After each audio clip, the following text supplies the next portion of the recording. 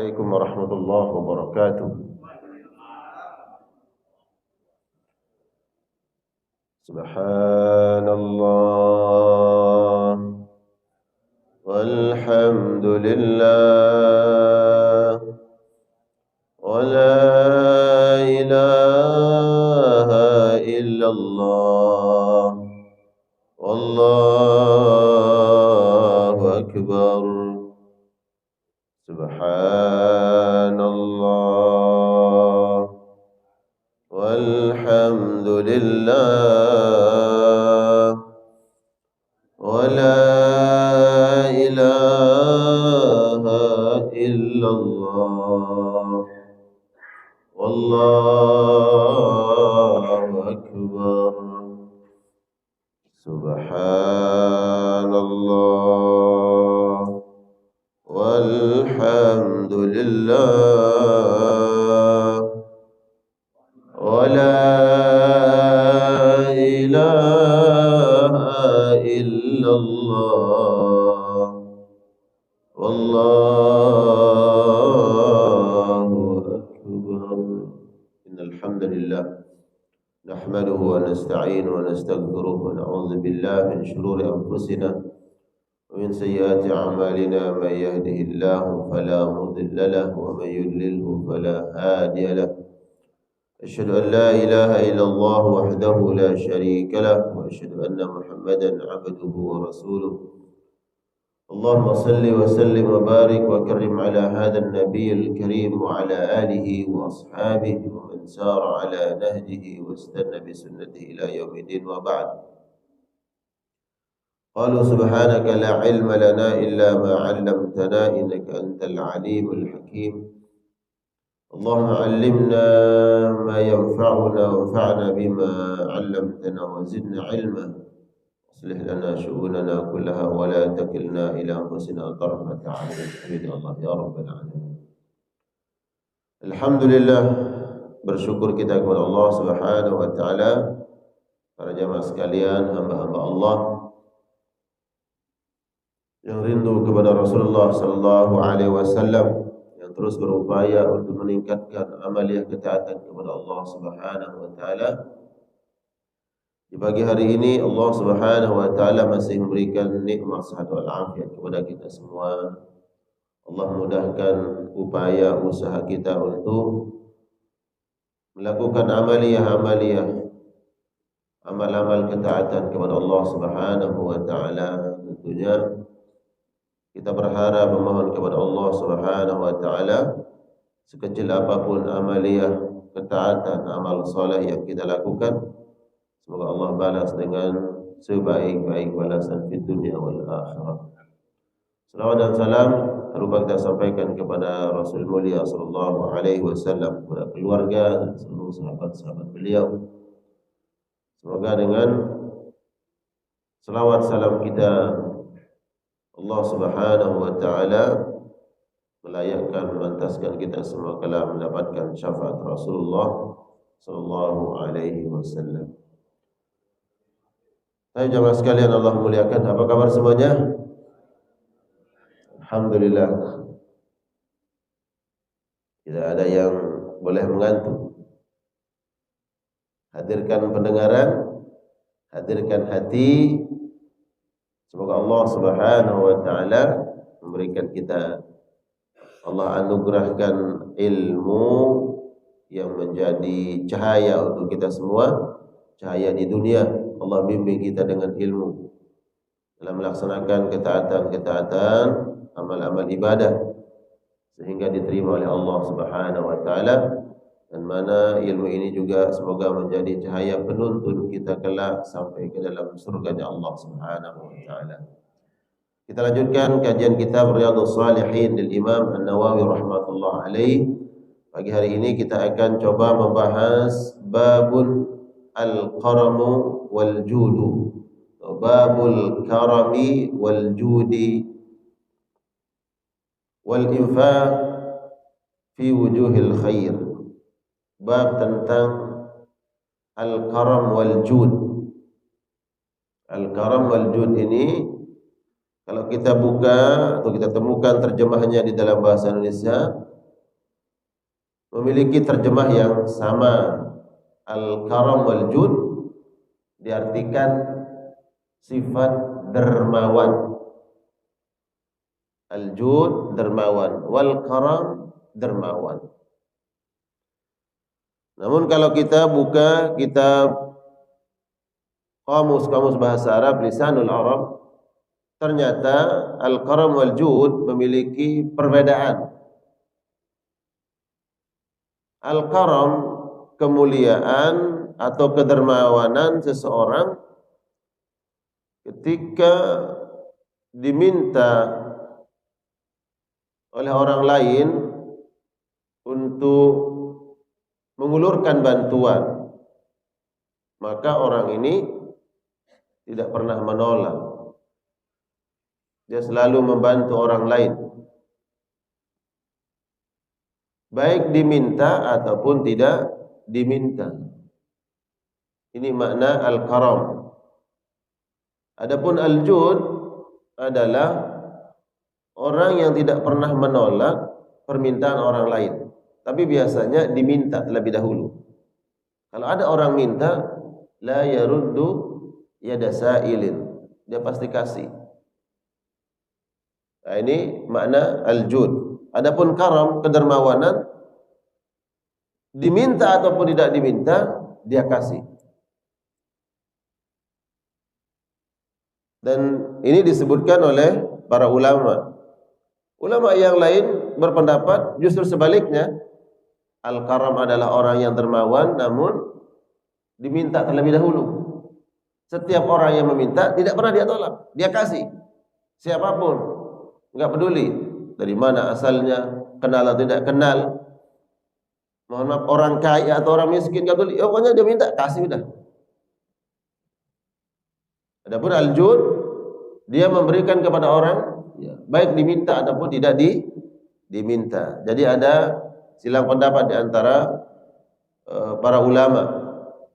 Namun tentunya dua sifat ini, al-jud wal karam, adalah sifat mulia, sifat terpuji. Dan ini merupakan sifat-sifat orang-orang yang menginginkan rahmat dari sisi Allah Subhanahu wa taala. Karena dia faham sebaik apapun, sedermawan apapun seseorang tidak akan pernah melebihi kebaikan kedermawanan Al-Khaliq, Allah Subhanahu wa taala. Maka untuk mengetuk rahmat Allah Subhanahu wa taala, maka dia faham di antara yang harus dia lakukan berupaya untuk meniru daripada kemuliaan, kedermawanan, kebaikan, keluasan rahmat Allah Subhanahu wa taala, kebaikan Allah.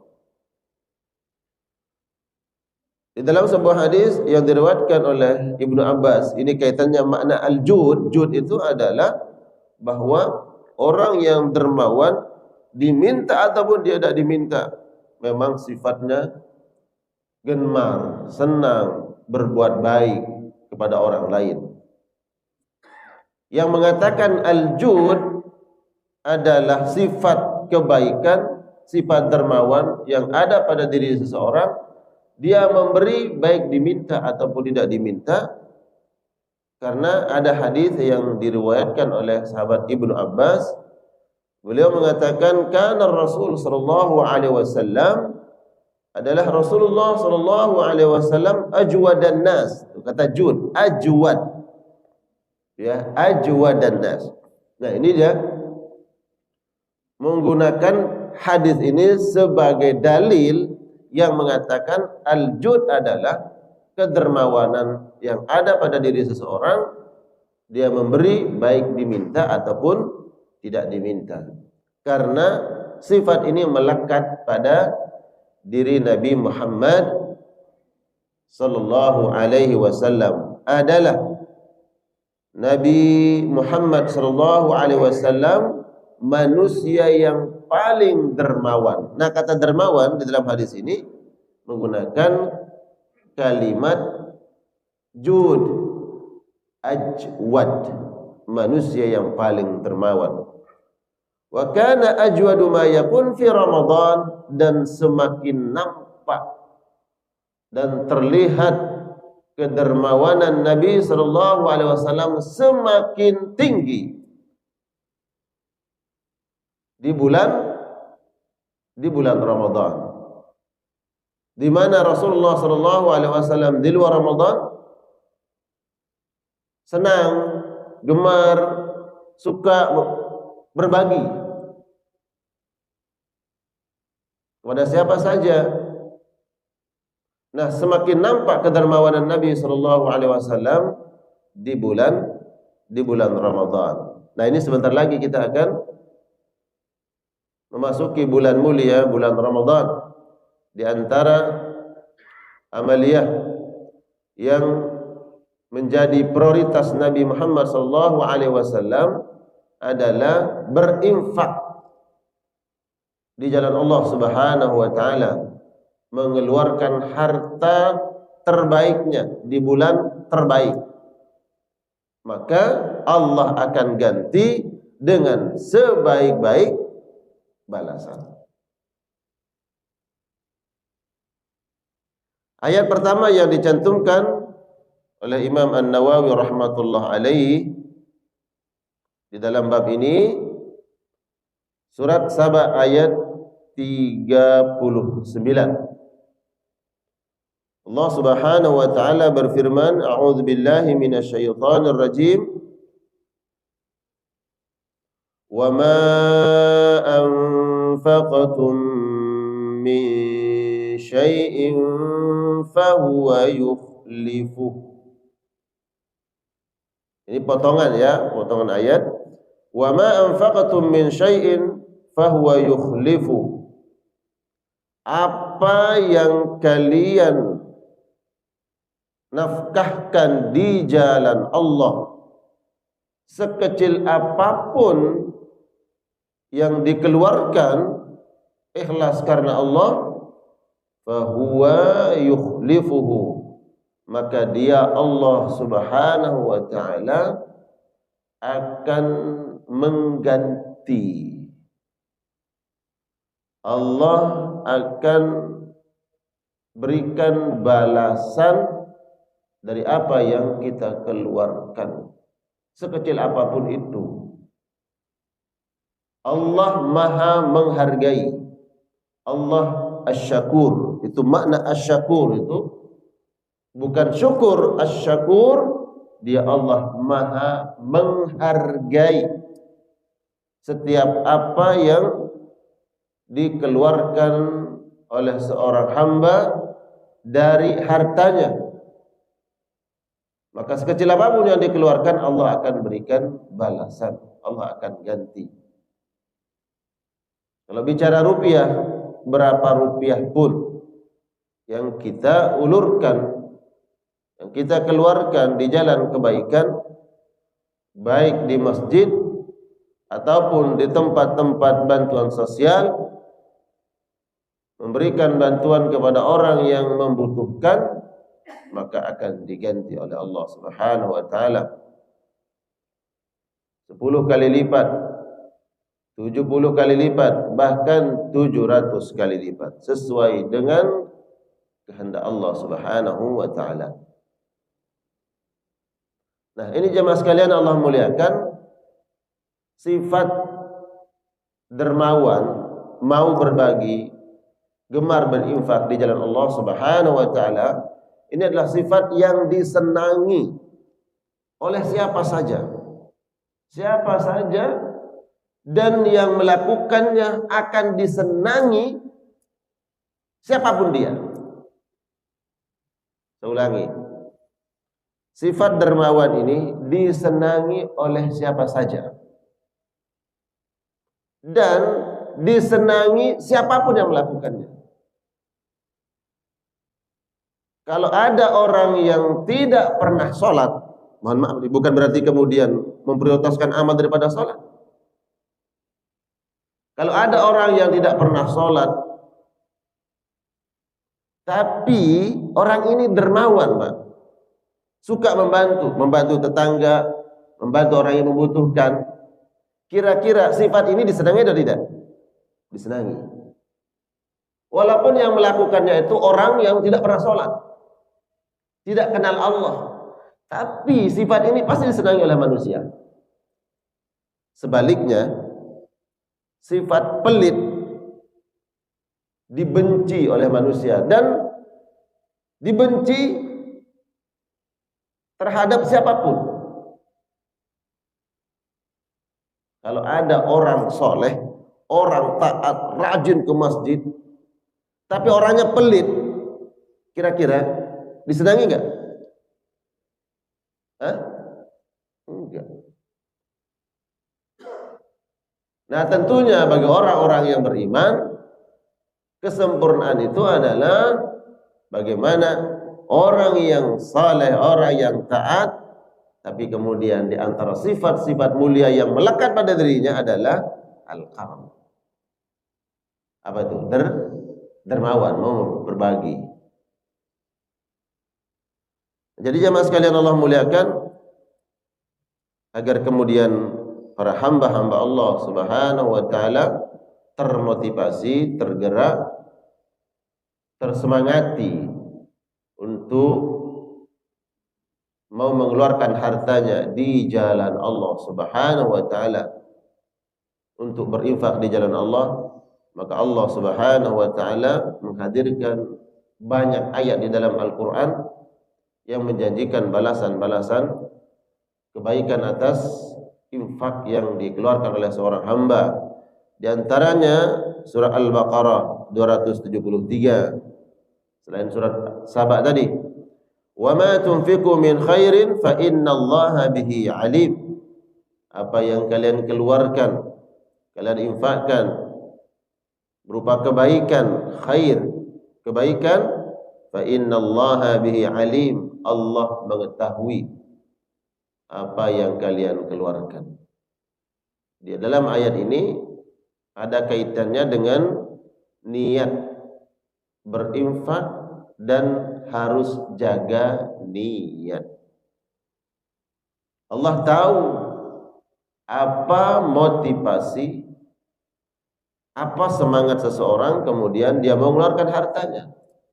Kalau semangatnya adalah liwajahillah, untuk mengharap wajah Allah semata, maka dia dapatkan Allah. Tapi sebaliknya, ketika dia mengeluarkan hartanya, semangatnya untuk meraih, mendapatkan sanjungan, kemudian mendapatkan balasan dari manusia, atau niatan-niatan yang lain, maka pun dia akan dapatkan, namun tidak mendapatkan wajah Allah Subhanahu wa taala, tidak mendapatkan redha Allah. Karena ada hadis yang menyebutkan ada 3 orang yang kelak di akhirat akan terlebih dahulu Allah lemparkan ke dalam neraka. Di antaranya adalah orang yang mengeluarkan harta, berinfak, tapi bukan karena Allah. Dihadirkan oleh Allah. Dulu kau mengeluarkan hartamu dalam jumlah yang besar. Apa tujuanmu? Dia mengatakan, aku semata-mata mengharap wajahmu ya Allah. Allah katakan, kadzab, kamu dusta, kamu bohong. Kamu mengeluarkan hartamu agar engkau disebut orang baik, orang dermawan, orang, kalau bahasa Jawanya apa Pak dermawan? Loman. Agar disebut orang baik, orang dermawan. Dan semua gelar-gelar itu sudah disematkan oleh manusia kepadamu. Kau dapatkan, tuh orang yang baik, tuh orang yang dermawan. Dan memang itu tujuannya. Niatnya seperti itu, kata Allah. Semua telah kau dapatkan. Karena itu tujuannya diberikan oleh Allah, tidak mendapatkan balasan di akhirat. Tsumma turiha finnar, dilemparkan ke dalam neraka. Makanya kemudian akhir ayat di dalam surah Al-Baqarah 273 ini di antara isyarat dari Allah Subhanahu wa taala agar kita menjaga niat. Khawatir percuma. Ya, rugi sudah mengeluarkan harta tapi kemudian hanya mendapatkan sanjungan dari manusia, itu pun terbatas. Ya, bersifat temporer. Berapa lama sih orang mengingat kebaikan kita? Ya, Pak, berapa lama orang bisa mengingat kebaikan kita, Pak? Kalau kita masih hidup, ya masih ketemu, oh iya dulu pernah berbuat baik sama saya. Tapi kalau udah meninggal dunia, orang lupa. Ya. Mungkin di saat-saat kita melakukan kebaikan dia masih ingat, bahkan mungkin mendoakan, alhamdulillah. Tapi setelah berlalu sebulan, 2 bulan, setahun, 2 tahun, meninggal dunia, mungkin manusia melupakan kebaikan kita. Ya. Kalau itu menjadi tujuannya. Namun bila tujuan semata-mata karena Allah, maka dia abadi. Allah ingat, Allah tahu, enggak akan luput. Innallaha syakur. Allah Maha menerima dan membalas sekecil apapun kebaikan yang dilakukan oleh seorang hamba. Hadis pertama yang dicantumkan oleh Imam An-Nawawi dalam bab ini, hadis yang bersumber dari sahabat Abdullah bin Mas'ud radhiyallahu ta'ala anhu anin Nabi sallallahu alaihi wasallam qala la hasada illa fi ithnaini rajulun ataahu Allahu malan fasallatahu ala halakatihi fil haqq wa rajulun ataahu Allahu hikmatan fahuwa yaqdi biha wa yu'allimuha. Ada 2 jenis manusia yang kita boleh iri kepada mereka. Iri di sini bukan iri yang dilarang, bukan hasad, ya, bukan hasad yang diancam oleh Allah Subhanahu wa taala, dan bukan hasad yang dibenci oleh Nabi sallallahu alaihi wasallam. Karena sifat hasad ini sifat buruk, iri. Tapi iri di sini kemudian ada ulama yang menjelaskan makna iri ghibthah. Makna hasad di sini adalah ghibthah. Dijelaskan oleh para ulama agar kemudian kita mampu membedakan, ya, mana hasad yang baik, mana hasad yang buruk, kemudian disematkan istilah oleh para ulama. Hasad yang dimaksud di dalam ayat ini, di dalam hadis ini adalah ghibthah. Apa bedanya? Kalau hasad yang dilarang adalah iri kemudian kita punya niatan dalam hati bahwa ini nikmat yang ada pada seseorang, baik nikmat zahir ataupun batin, lenyap, hilang dari orang yang kita irikan. Adapun kalau ghibthah bukan iri yang kemudian kita berniat atau ingin nikmat itu hilang pada orang lain, tidak. Kita tidak mengharapkan nikmat itu hilang dari orang lain, tapi kita berharap nikmat yang ada pada diri orang lain Allah anugerahkan kepada kita, sehingga diberikan nikmat yang sama. Diberikan nikmat yang sama. 2 jenis manusia yang boleh kita iri kepada mereka. Rajulun ataahu Allahu malan. Kalau ada orang yang diberikan harta oleh Allah, ini orang kaya, silahkan iri kepada orang kaya, tapi jenis orang kaya yang seperti apa?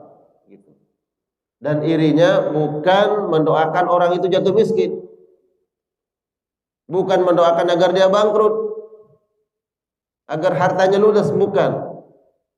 Tapi berdoa, ya Allah, semoga aku bisa seperti dia. Semoga engkau anugerahkan apa yang engkau anugerahkan kepadanya dan aku bisa seperti dia. Siapa? Orang kaya yang diberikan harta oleh Allah Subhanahu wa taala. Harta ini kemudian fasallatahu, dia gunakan ala halakatihi, dalam kebaikan, ya, dia gunakan dan dia habiskan harta yang Allah berikan, yang Allah titipkan fil haqqi, dalam kebaikan. Kenapa kita boleh iri kepada orang seperti ini? Para ulama menjelaskan karena orang seperti ini persentasenya sangat sedikit. Ya, sangat sedikit. Kalau kita bilang jarang, enggak juga. Ya, enggak jarang. Tapi dibandingkan dengan orang yang sudah diberikan harta, kemudian mau berani mengeluarkan hartanya, yang kata Nabi, fasallatahu, dia keluarkan, dia gunakan di jalan kebenaran, ya tentunya dibandingkan dengan mereka-mereka yang diberikan harta, ya sangat sedikit di antara mereka-mereka kemudian berani dan tidak takut mengeluarkan hartanya di jalan Allah Subhanahu wa ta'ala. Maka itu kemudian boleh kita iri dan minta kepada Allah, Allah jadikan kita seperti mereka. Kalau kita melihat mungkin tetangga, mungkin sahabat, mungkin teman kantor, atau kita nggak kenal tapi orang itu kok terkenal, dia orangnya baik, dermawan, subhanallah. Dan semakin dermawan, semakin baik, nggak berkurang-kurang hartanya, makin bertambah asetnya. Nah, itulah janji Allah Subhanahu wa ta'ala. Dan semangat untuk berinfak di jalan Allah Subhanahu wa ta'ala, kita dinasihati oleh para ulama, ya. Di saat seseorang dalam keadaan kekurangan, bukan orang yang berkecukupan, tapi berani dan memiliki semangat untuk berbagi, justru inilah orang yang karam. Ya. Karena kalau dihitung umpamanya dari jumlah harta yang dia miliki dan dia berani keluarkan 50%-nya, atau katakanlah 25%, ini sudah besar. Orang yang memiliki uang, umpama memiliki uang, ini hanya dia miliki di dompetnya, mungkin di ATM nggak ada, tapi ketika ada orang, tolong dong saya butuh bantuan, dia punya uang 1 juta, kemudian dia berikan umpamanya 100.000, nanti itu berapa persen? 10%. Padahal dia cuma punya uang 1 juta. Coba lihat ATM-nya nggak ada, hanya dia punya itu, tapi dia berani tuh masih 100.000. Berarti kan 10%. Nah, kalau ada orang punya uang 10 miliar gitu, 10 miliar, kemudian ada orang yang bawa proposal untuk masjid, ya, untuk masjid, untuk infak di jalan Allah, dan dia ada uang 10 miliar, kemudian dia keluarkan berapa miliar? Biar sama tuh dengan orang tadi, dia keluarkan 1 miliar. Dia keluarkan 1 miliar. Yang ini tersisa 900.000, yang ini tersisa berapa? 9 miliar. Baru tuh imbang tuh. Kalau melihat nilai karamnya, ya. Tapi kira-kira dikeluarkan nggak 1 miliar itu? Insya Allah. Oh enggak, mungkin 100 juta atau 25 juta. Iya kan? 250. Enggak, ini kita bicara, itu bukan, itu zakat. Ya 2,5% itu zakat. Kita nggak bicara zakat, itu suatu yang wajib. Ya kalau wajib itu nggak boleh dia tahan. Ini kita sekarang bicara adalah infak yang bukan wajib. Ya. Kalau yang 2,5% ini ada yang kadang merasa terpaksa. Kenapa terpaksa? Ya udah dihitung sama anaknya, dihitung sama saudara, sama istrinya. Dia masih mau nahan. Tapi anaknya bilang, "Pak, nih keluarin. Itu harus loh, wajib." Akhirnya ya udah Hitung-hitung 2,5%, gede juga ya kan? Ya, gede juga. Itu zakat. Kali ini kita bicara apa? Bicara infak sunnah, bicara al-karam, kedermawanan. Ada yang berani kalau bicara dermawan, kemudian uangnya 10 miliar, keluarkan 1 miliar. Ada yang berani. Siapa? Jamaah Masjid Al-Ikhwan. Amin. Ini maksudnya saya doakan biar bertambah tuh hartanya. Yang hartanya hari ini masih 1 miliar, biar bertambah jadi 10 miliar. Yang dengar, yang ngantuk gak didoakan. Ya saling mendoakan. Ya agama ini juga kan harus ditopang. Coba lihat perjuangan dakwah Nabi SAW. Ketika perang Tabuk, Nabi perang terakhir untuk melawan Romawi, di situ kata Nabi betul-betul siapa yang punya harta silahkan keluarkan di jalan Allah. Kita mau jihad di jalan Allah. Di situ tampillah siapa? Utsman bin Affan, orang kaya. Dia bukan ngumpet. Ya.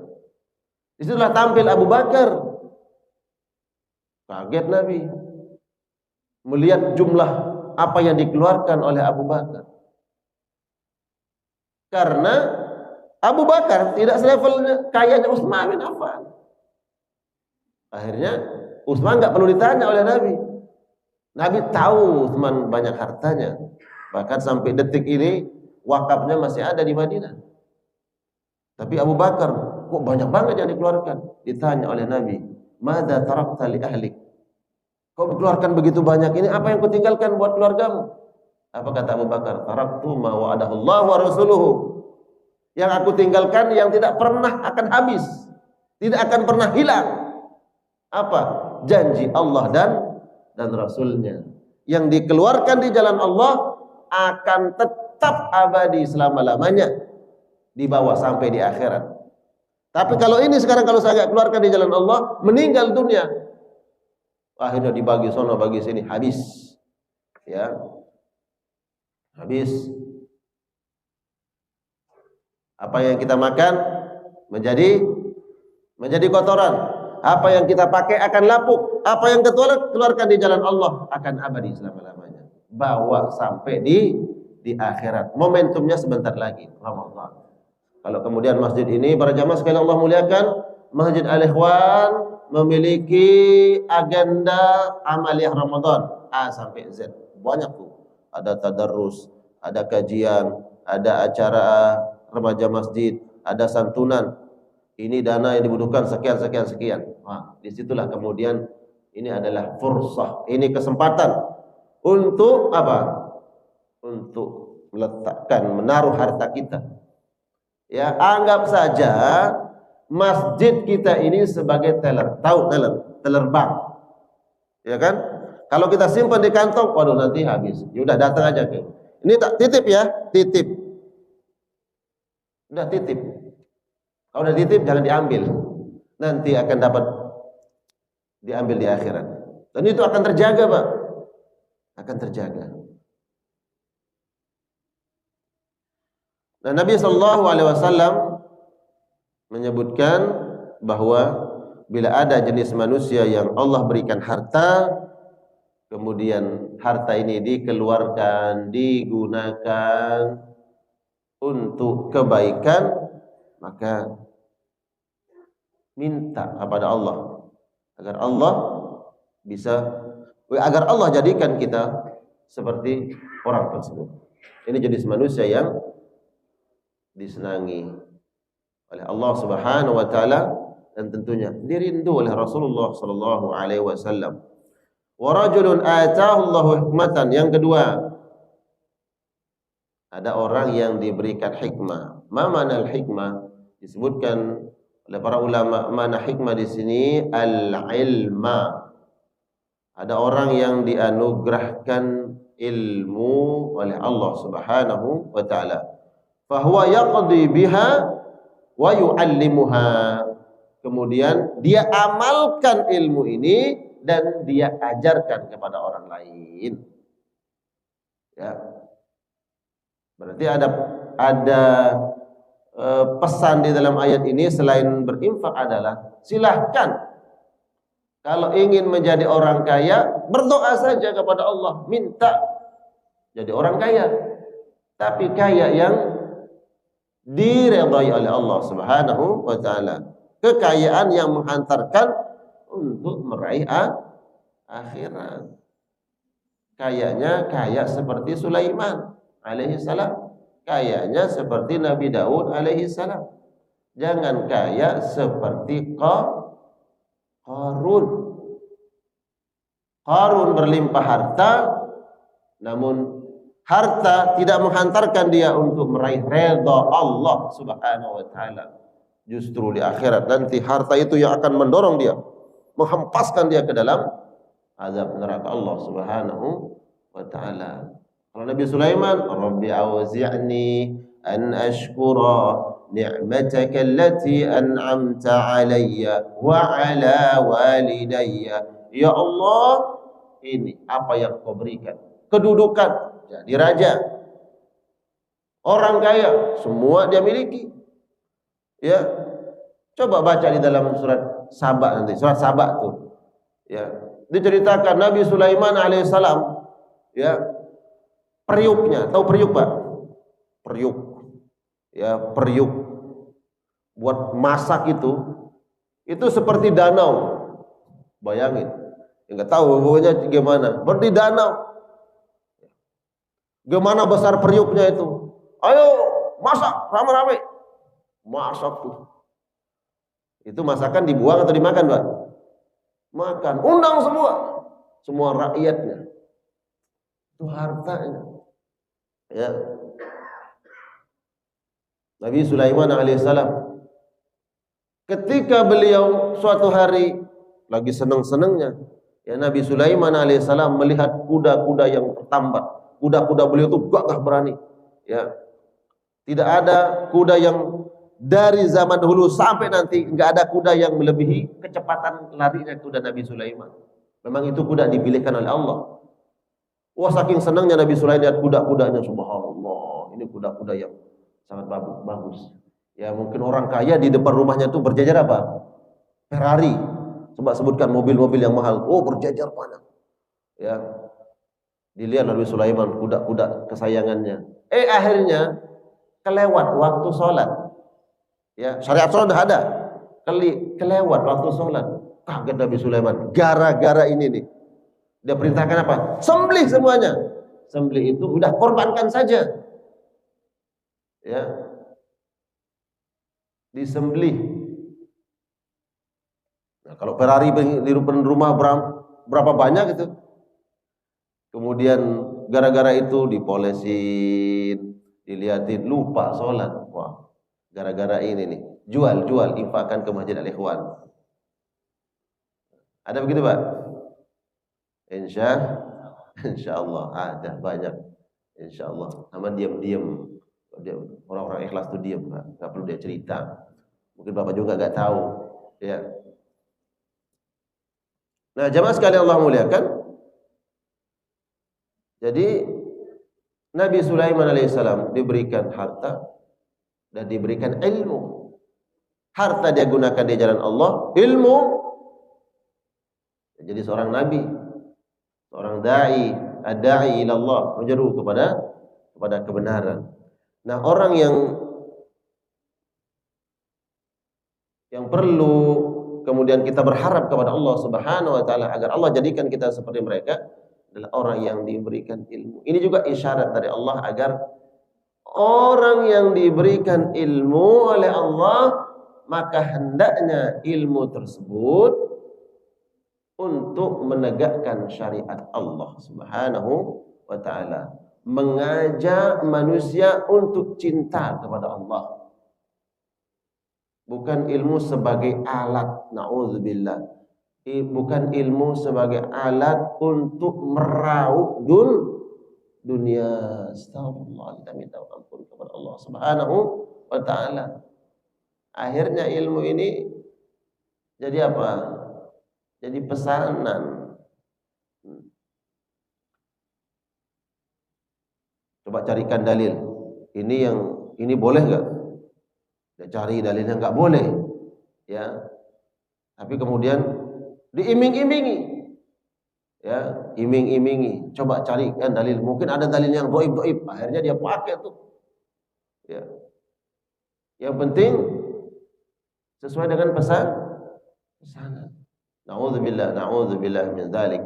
Hanya kemudian jamaah sekalian Allah muliakan, tentunya orang-orang beriman ini memiliki dzauq, ya, rasa sensitivitas bahwa dia bisa melihat, ya, kira-kira ulama, para guru, para kiai yang memang patut layak untuk kita jadikan teladan. Saya pernah katakan jadikan teladan. Ulama kiai yang dijadikan teladan adalah orang seperti ini yang dikatakan oleh Nabi.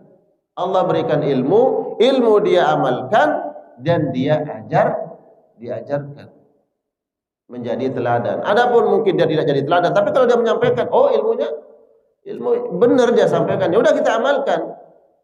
Mungkin awalnya kita tidak tahu, kita dengar dari ulama tertentu, kemudian ternyata benar apa yang diajarkan, amalkan, silakan amalkan. Tapi untuk menjadikan teladan nanti dulu, ya. Beda antara meneladani dia dengan mengamalkan. Ya. Karena untuk mengamalkan ilmu dari siapa saja, kebenaran dari manapun datangnya, siapapun yang mengucapkannya, bila sumber kebenarannya dari Allah Subhanahu wa taala, siapapun yang menyampaikan, siapapun yang mengajarkan kita amalkan. Tapi untuk meneladani ini kita butuh, ya, dzauq. Ya, kita harus memiliki rasa feeling bahwa ini ini layak orang ulama untuk diteladani, diikuti. Kenapa? Karena sesuai, sekata, senada apa yang dia ucapkan, apa yang dia sampaikan dengan perbuatannya. Dan biasanya ini tidak mencela-mencela. Ya, ulama, kita bicara ulama nih. Kalau yang depan ini mah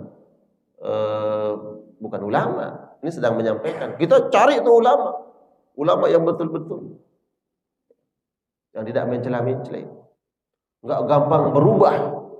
Pokoknya dari dulu kita lihat komitmen, ya, komitmen bahwa ketika dikatakan A, ya, kita lihat B.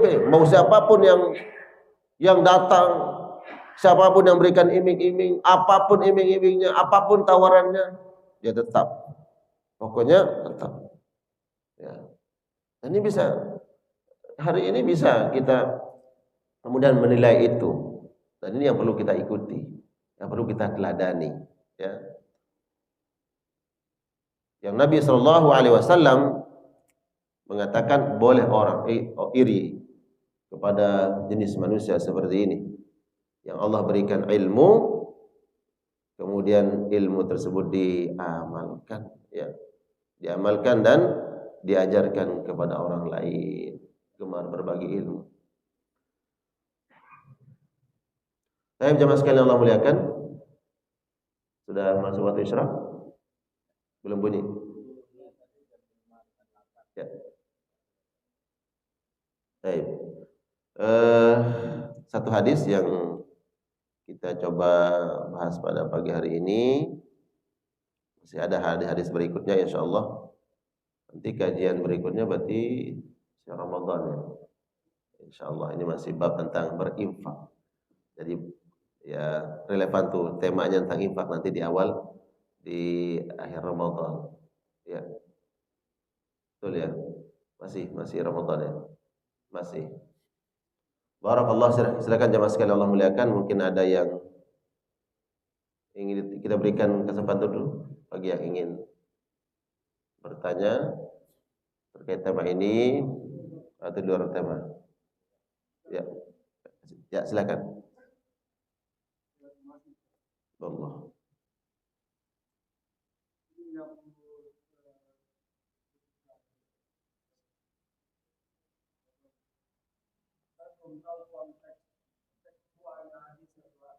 Ya. Ya.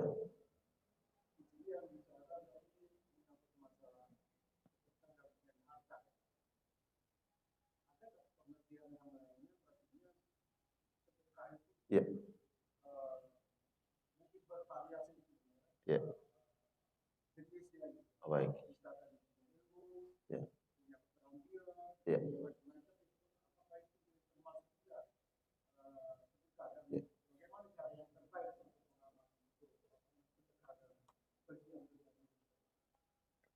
Baik. Ya.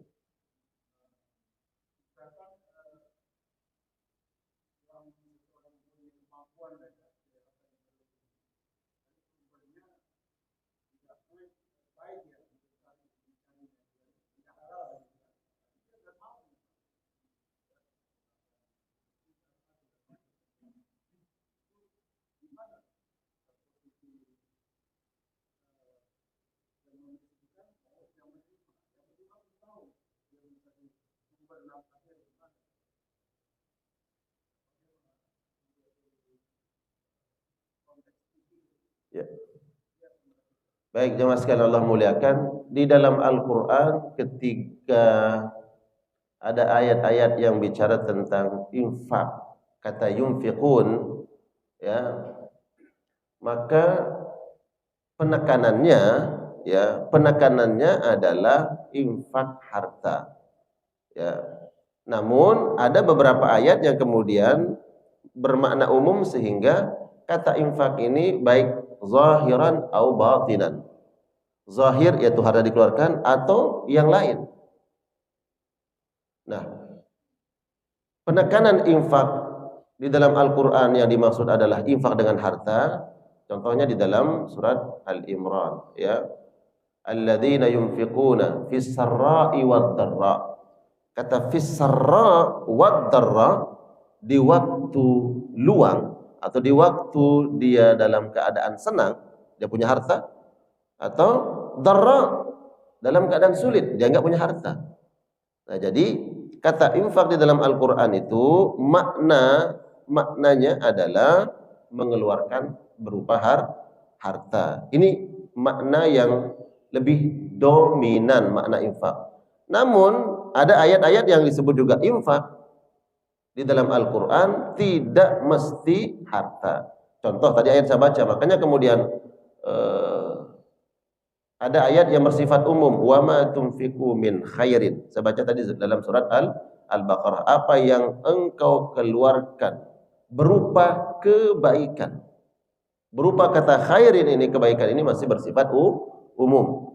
Bahkan ketika seseorang yadullu ala syai'in, ada orang bertanya, ya, ini jalan untuk ke kampung ini lewat mana, Pak?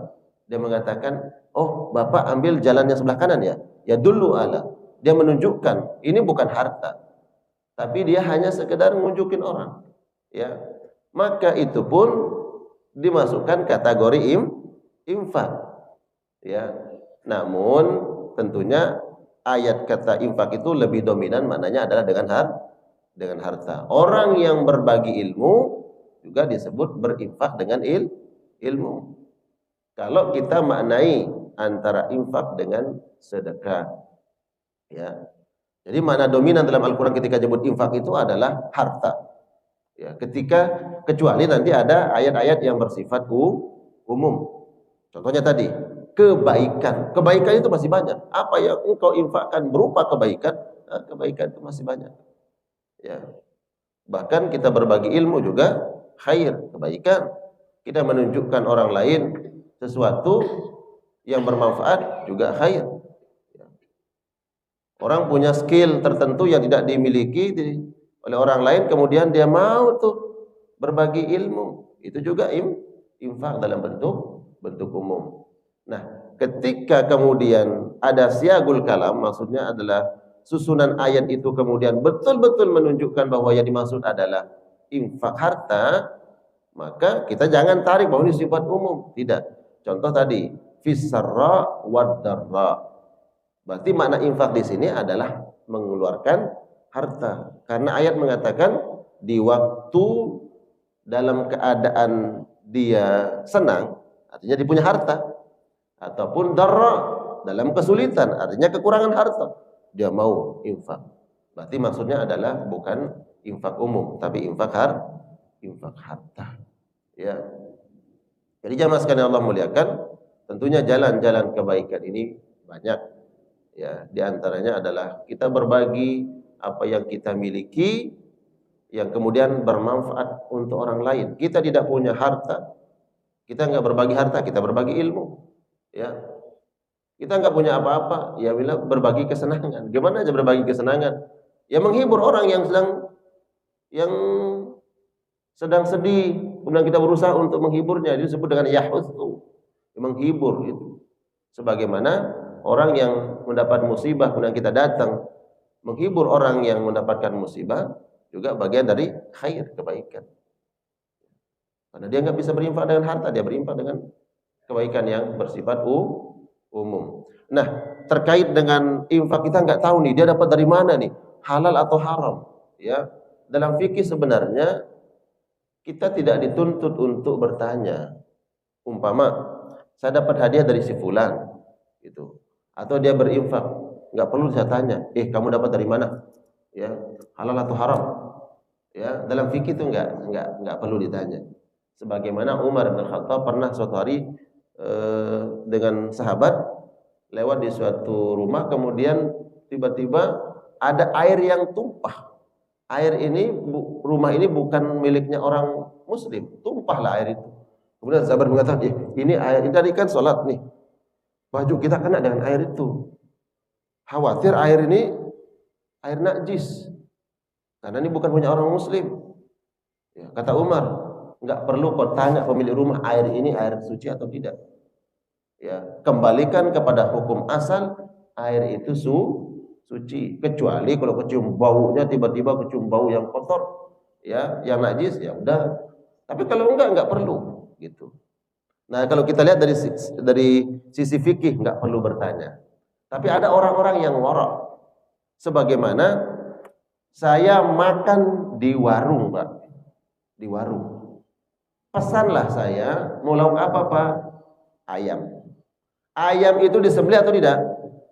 Sembelih. Perlu nggak saya tanya kepada warung, Pak, ini ayam disembelih pakai bismillah nggak? Tanya nggak? Enggak. Hukum asalnya disembelih, ya orang baca bismillah. Kalaupun tidak membaca bismillah, dia muslim. Ada pendapat mengatakan orang muslim nggak baca bismillah pun sudah cukup dengan dia sebagai seorang muslim. Tapi kita nggak tahu dia dapat nih pesanan ayam dari mana, kan bukan dia yang motong. Jangan-jangan dari kandang ini bukan orang Islam yang punya. Pelayan pekerjanya pun banyak yang bukan muslim, dipotong dari situ, di order ke kita. Dia baca bismillah enggak? Enggak. Dia bukan muslim. Enggak perlu kita tanya ke warung itu, ini dapat ayam dari mana? Ya, ordernya dari mana? Dalam fikih enggak perlu tanya. Ya udah, hukum asalnya adalah ya halal. Tapi bagi orang-orang yang wara', ada ayam, ada ikan, ada mie, dia pilih apa? Ayam dipotong. Yang motong siapa? Muslim atau tidak? Ya. Kalau dia nggak muslim, berarti nggak sah motongnya. Dia nggak baca bismillah dan non muslim. Nah, orang-orang warak itu begitu. Ya udah, ada ikan, ya, ikan bangkainya halal. Ya udah, ambil ikan aja. Dia nggak mau ambil ayam, Pak. Ini bagi orang yang warak tadi. Tapi dari segi fikirnya nggak perlu itu ya. Pokoknya ayam, ikan ya sama aja, gitu. Paham ya, Pak? Itu barakallahu fina wa fikum ajmain. Baik, kita tutup kajian kita pada pagi hari ini. Semoga bermanfaat dan meningkatkan keimanan, ketakwaan kita kepada Allah Subhanahu wa taala, dan kita mampu untuk mengamalkannya dalam kehidupan sehari-hari sebagai pembimbing kita insyaallah taala. Barakallahu fina wa fikum ajmain. Kita tutup dengan doa kafaratul majlis. Subhanakallah wa bihamdika asyhadu an la ilaha illa anta astaghfiruka wa atubu ilaik. Assalamualaikum warahmatullahi wabarakatuh.